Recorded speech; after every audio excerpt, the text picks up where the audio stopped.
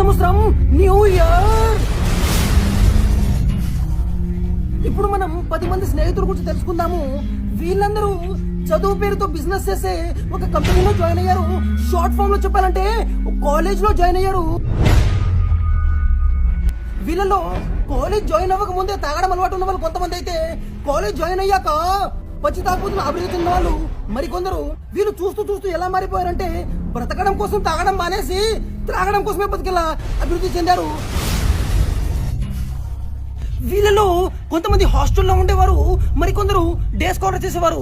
హాస్టల్లో ఉండేవారు థియేటరింగ్ కి వెళ్ళేవారు, షిఫ్టింగ్ కి వెళ్ళేవారు, ఈవెంట్స్ కి వెళ్ళేవారు, త్రాగేవారు.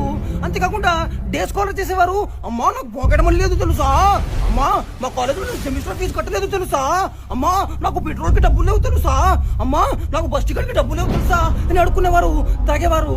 కానీ వీళ్ళందరిలో ఒక్కతను మాత్రం చాలా క్లియర్ గా ఉండేవాడు, చాలా ఇంటెలిజెంట్ గా ఆలోచించేవాడు, చాలా ముందు చూపు ఉండేవాడు. కొత్త సంవత్సరం దగ్గర రావడంతోనే ముందుగానే గ్రహించి డబ్బులు రూపాయి కూడబెట్టడం మొదలు పెట్టాడు.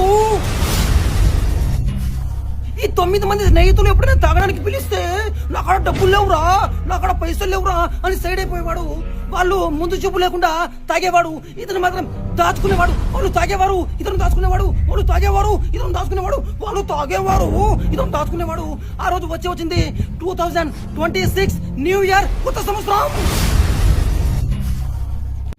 కొత్త సంవత్సరం న్యూ ఇయర్. తీరా వీళ్ళ దగ్గర చూస్తే జేబులో డబ్బులు లేవు. కానీ అతను మాత్రం తన దగ్గర ఉన్న డబ్బులతో ఎక్కడో దూరంగా గుట్టపైన వెళ్ళి ఫోన్ స్విచ్ ఆఫ్ చేసుకుని 2 కేసుల బిగులు తీసుకొని తాగడం మొదలు పెట్టాడు.